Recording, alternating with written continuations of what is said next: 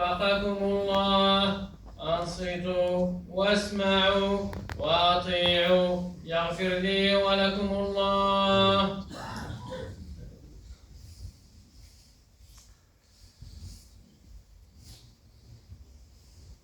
الله أكبر الله أكبر. أشهد أن لا إله إلا الله.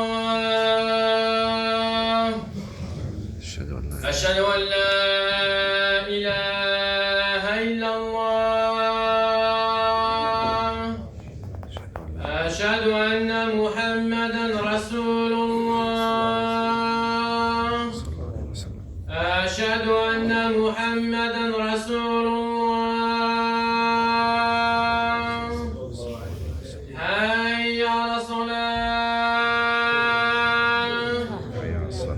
حي على الصلاة. حي على الفلاح. حي على الفلاح.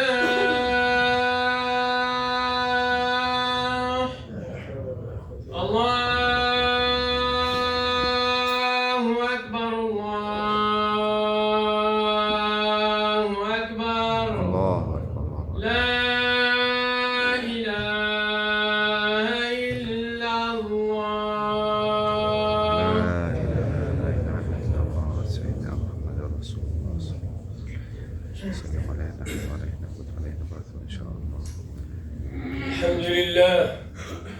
الحمد لله الذي جعل شهر رمضان سيد الشهور وأنزل فيه القرآن العظيم، كما أنزل فيه التوراة والإنجيل والزبور، وفتح سبحانه وتعالى فيه أبواب الجنان، وهيأ ما فيها من النعيم والولدان والقصور للمؤمنين، وأغلق أبواب النيران وأعدها لكل مشرك وكفور، وفرض سبحانه صيامه وضاعف لصائمه الأجور، وفضل قيامه ورتب عليه الجزاء المأصور. نحمده سبحانه وتعالى فهو أحق محمود وأجل مشكور، وأشهد أن لا إله إلا الله وحده لا شريك له شهادة يشرح الله لنا بها الصدور، ونشهد أن سيدنا ونبينا محمدا عبده ورسوله سيد أنبيائه صلى الله عليه وعلى آله الطيبين الأطهار وصحابته الكرام وسلم تسليما كثيرا. أما بعد، فيا أيها المسلمون، أوصيكم ونفسي أولا بتقوى الله تعالى وطاعته، إن الله مع الذين اتقوا والذين هم محسنون. موضوع الخطبة إن شاء الله تعالى فريضة رمضان. يقول الله تعالى في كتابه العزيز: أستعيذ بالله: يا أيها الذين آمنوا كتب عليكم الصيام كما كتب على الذين من قبلكم لعلكم تتقون أياما معدودات، فمن كان منكم مريضا أو على سفر فعدة من أيام أخر. وقال رسول الله صلى الله عليه وسلم: بني الإسلام على 5: شهادة أن لا إله إلا الله وأن محمدا رسول الله، وإقام الصلاة، وإيتاء الزكاة، وصوم رمضان، وحج بيت الله الحرام من استطاع إليه سبيلا.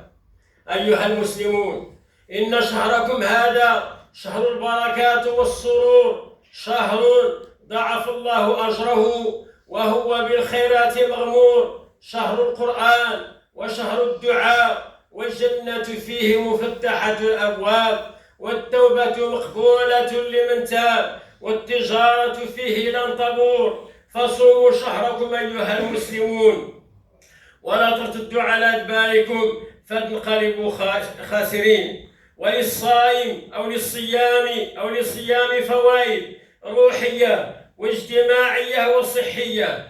من الفوائد الروحية للصوم أنه يعود الصبر ويقوي عليه ويعلم للمسلم ضبط النفس ويساعده عليه ويوجد في النفس ملكة التقوى ويربيها. وهذا هي العلة في رمضان حين قال الحق سبحانه وتعالى لعلكم تتقون. والفوائد الاجتماعية للصوم أنه يعود الأمة الإسلامية النظام والاتحاد وحب العدل والمساواة، ويكون في المؤمنين عاطفة الرحمة وخلق الإحسان، لأن شهر رمضان شهر الإنفاق، كما يصون المجتمع من الشرور والمفاسد.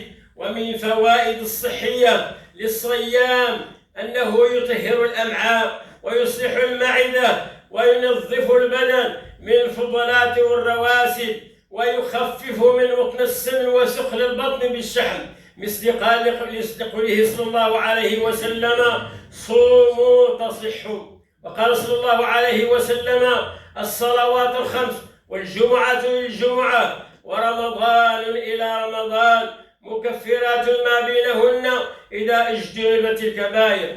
وقال صلى الله عليه وسلم للصائم فرحتان عند فطره وعند لقاء ربه.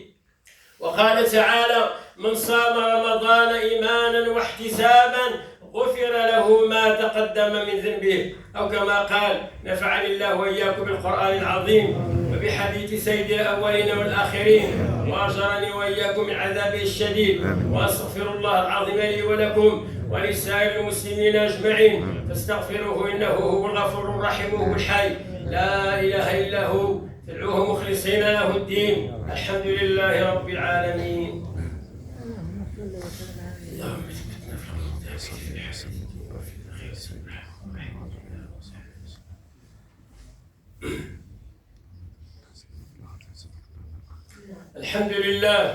الحمد لله الذي جعل شهر رمضان سيد الشهور، نحمده سبحانه وتعالى فهو أحق محمود وأجل مشكور.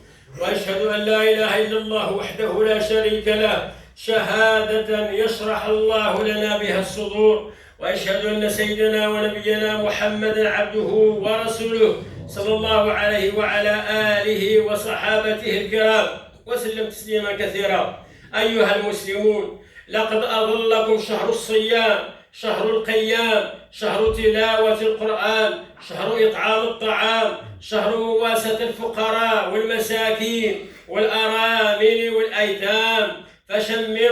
فشمروا لطاعة الله عن سواعدكم بجد واجتهاد، بالجوع والعطش أيها المسلمون، تأخذون عن أحوال الفقراء والبؤساء خير دروس، وبالإمساك عن الطعام والشراب وفضول الكلام تتهذب النفوس.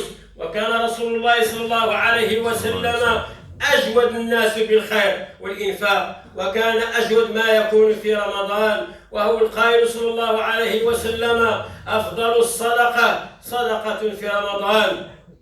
وكانوا أصحاب رسول الله صلى الله عليه وسلم يجودون بأموالهم في رمضان على ذوي الحاجة من مريض وأرملة ويتيم وصحيح، وما لأحد عنده من نعمة تجزى إلا ابتغاء وجه ربه الأعلى. فيا أيها المسلمون، إن لكم في رسول الله والذين معه أسوة حسنة، ورحم الله قوما يستمعون القول فيتبعون أحسنه. أيها المسلمون، عظموا هذا الشهر بطاعة الله والإحسان إلى خلقه في هذا الشهر من كل سنة، وما تقدموا لأنفسكم من خير تجدوه عند الله. أيها المسلمون، أشغلوا قلوبكم وألسنتكم بحمد الله وشكره، وعمروا مساجد الله بحضور الصلوات فيها والاجتماع لتعظيم الله وذكره.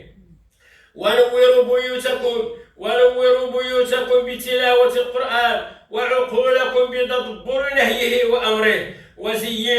وزينوا بواطنكم بحب بعضكم بعضا، فإن الله تعالى يغفر في رمضان لأهل الذنوب غير ذنوب العداوة والإحقاد. معناه في رمضان يغفر بالجميع إلا هذوك اللي عندهم العداوة والحسد والبغض في قلوبهم. في رمضان أيها المسلمون بعث الله محمدا صلى الله عليه وسلم بشيرا ونذيرا، وفيه نصر الله المسلمين ببدر، وفتح رسول الله صلى الله عليه وسلم في مكة في رمضان، وكفى بالله وليا وكفى بالله نصيرا. أيها المسلمون لقد شرع الله للمسلمين في رمضان صلاة وزكاة وصياما، وأكرمهم فيه بليلة القدر التي هي خير من 1000 شهر. ربنا وآتنا ما وعدتنا على رسلك ولا تخزنا يوم القيامة إنك لا تخلف الميعاد. وصلوا وسلموا على نبي الهدى محمد بن عبد الله، فقد أمركم الله بذلك في قوله تعالى: إن الله وملائكته يصلون على النبي يا أيها الذين آمنوا صلوا عليه وسلموا تسليما. اللهم صل على سيدنا محمد وعلى آل سيدنا محمد كما صليت على سيدنا إبراهيم وعلى آل سيدنا إبراهيم، وبارك اللهم على سيدنا محمد وعلى آل سيدنا محمد كما باركت على سيدنا إبراهيم وعلى آل سيدنا إبراهيم في العالمين إنك حميد مجيد. وارض اللهم عن الصحابة أجمعين، وخصوصا الأنصار والمهاجرين، وعن التابعين وتابع التابعين، وعنا معهم برحمتك يا أرحم الراحمين. اللهم اغفر للمسلمين والمسلمات والمؤمنين والمؤمنات. اللهم اقبل توبتنا واغفر ذنوبنا واستر عيوبنا. اللهم بارك لنا جميعا في صحتنا، بارك لنا في أرزاقنا، بارك لنا في أولادنا، بارك لنا في أعمارنا. تب علينا إنك أنت التواب الرحيم. واجعل اللهم هذا البلد آمنا رخاء مطمئنا وسائر بلاد العالم. اللهم تقبل منا الصيام والقيام، اللهم تقبل منا الصيام والقيام، اللهم تقبل منا الصيام والقيام. اللهم لا تردنا خائبين، اللهم لا تردنا خائبين، اللهم لا تردنا خائبين. وكفى بالله وليا وكفى بالله نصيرا. سبحان ربك رب العزة عما يصفون، وسلام على المرسلين، الحمد لله رب العالمين، ورحم الله وعبدا قال آمين.